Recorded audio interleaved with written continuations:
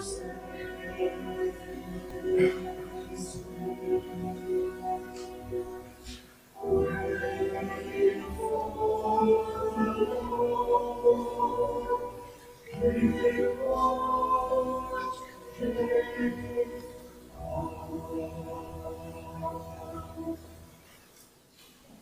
good morning. Let's try that again. Good morning. And a very happy Advent, and welcome to a new church year. And as ever, as we start to very tentatively turn our attention towards Christmas, to the birth of the baby Jesus, to mangers and shepherds, carols and Christmas trees, our lectionary hits us full in the face with this heavy and very challenging reading from Luke's Gospel. We are confronted by language of cosmic and earthly upheaval, human apprehension and terror, of apocalypse, a real glimpse of the end of times, a sense of the second coming just as we're planning to celebrate the first. And this sort of apocalyptic reading can, I think, make us feel deeply uncomfortable. The simplicity of love God, love neighbour is shattered by language and by ideas that we 21st century Christians can find really difficult. Increasingly, societally, we've been conditioned to find it hard to look forward with anything other than dread to the end of times. In the absence of faith, the word apocalypse has taken on a dark and terrible meaning, an absolute end, rather than the beginning of something more wonderful than we can probably imagine. As Richard Rohr points out, the word apocalypse simply means an unveiling, a revealing of the underbelly of reality, as he puts it. It's not the end of the world, he says. It's the end of worlds, our worlds that we have created. Apocalypse for Christians is about birth and not death. But perhaps this reading is uncomfortable and painful for us too, because so much of it can seem similar to the things that we see in our world today. If the writer of Luke lived today in this fragile world, I suspect he might discern the signs of our times. Looking at conflict in Palestine, Lebanon, and Ukraine, he might speak of the anguish of nations spoken by Jesus in verse 25 of this gospel.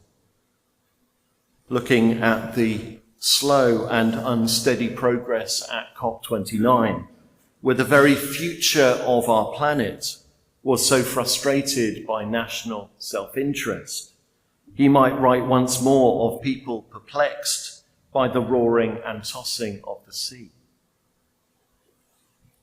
Looking at the long, unsafe, undocumented flight of refugees from war and famine, he might find himself writing of people fainting in terror, apprehensive of what is coming on the world. These are signs not of an imminent end, but simply of man's inhumanity to man, the reality of a broken, fallen world. And of course, none of this is particularly new. Most commentators consider that this passage from Luke, which takes place after Jesus' triumphal entry into Jerusalem and before his arrest, trial, and crucifixion, Jesus is warning the disciples directly about the destruction of the Jerusalem temple, which would take place only 40 or so years later. But I think a more nuanced reading of this passage is that Jesus is using the more imminent destruction of the temple as a powerful metaphor to describe what happens when human power and violence trump love.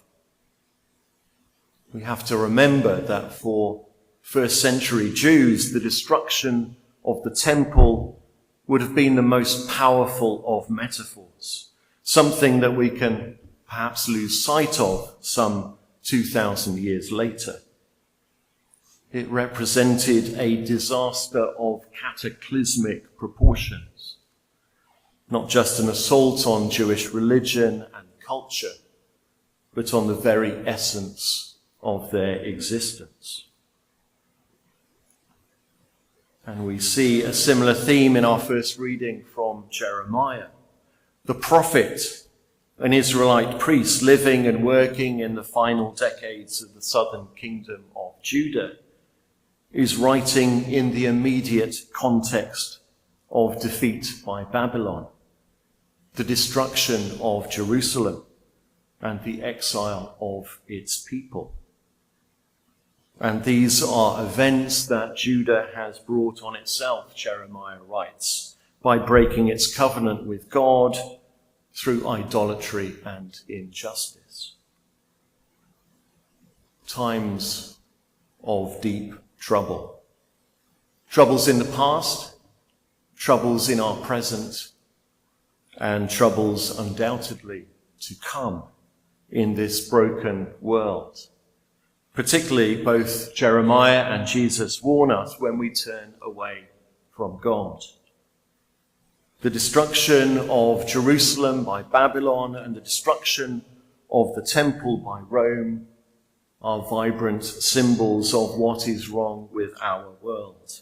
The reality that humanity's frailties, our collective greed and lust for power, will keep delivering the worst possible outcomes: war, famine, and destruction.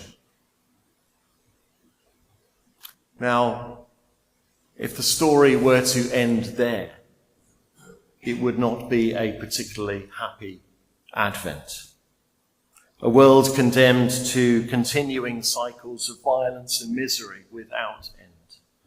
Humanity seemingly incapable of finding that better way. But Advent is all about recognizing the deep and unwavering sense of hope that there is indeed a better way. That the arc of the moral universe, though long, bends inexorably towards justice, to paraphrase Martin Luther King Jr. Jeremiah brings us those hope-laden words of God and his future incarnation that we heard earlier. The days are coming, declares the Lord, when I will fulfill the good promise I made to the people of Israel and Judah.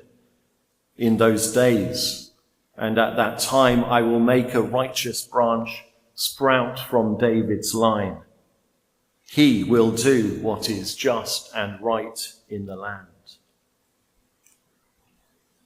A prophecy born of a deep sense of hope. Not blind optimism, but genuine hope in the midst of the absolute worst of times. It prefigures Jesus' own words in Luke before the agony of his crucifixion, predicting his own glorious return, the Son of Man coming in a cloud with power and great glory. Words pregnant with hope for a broken world. And so hope begins with a recognition that the way that the world is now is not how it should be or how it is intended to be. In the face of the world's brokenness, we have a choice. We always have a choice. We can despair or we can hope. Despair limits us. It's passive. We can find ourselves simply watching in horror as it all unfolds. Hope, on the other hand, inspires us. It sets us free. In the words of that iconic Red Bull advert, it gives us wings.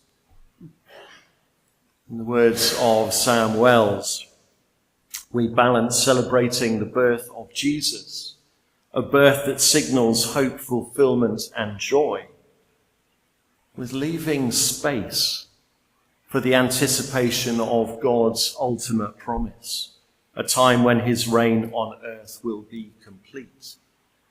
Advent reflects our longing and desire for a future free from pain, war, and inequality. Advent unsettles our notion of a God of distant transcendence somewhere high above the clouds. We're reminded that God has firmly pitched his tent in the world, has walked among us, and has sent his Holy Spirit to equip and empower us in all that he calls us to do and be in the world. Advent is a wonderful affirmation of the nearness of God. And so what does that all mean for us in practice as we step into this new time of Advent? What might it mean for us to be an authentically Advent people? Well, perhaps the most obvious thing is that we are called to be hopeful and joyful, confident in God's promise to the world. That's important for us during Advent, when we have particular reasons to be hopeful and joyful. But surely it should characterize Christians and Christianity generally. How can we be pious and somber in the face of such wonderfully good news? In the words of the remarkable German theologian Jürgen Moltmann, who died earlier this year, Christian hope is not an opium of the beyond, but rather the divine power that makes us alive in the world. Hope is the divine power that makes us alive in the world. Secondly, we are to trust in God's purposes for us and for this world, even when it feels like the end of the world. We know that God is in control. Jesus tells us very clearly not to be anxious about the things we know we can't control.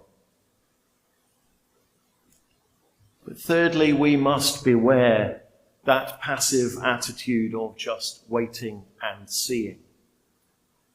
The challenge is not how do we endure the waiting, but how do we participate in what God is doing in our world and in our lives. It is no coincidence, I think, that Advent and adventure come from the same Latin root. What would it mean for each of us to have an adventurous Advent? What might happen if we were to set out to be intentionally active and missional in our personal ministries each and every day this Advent?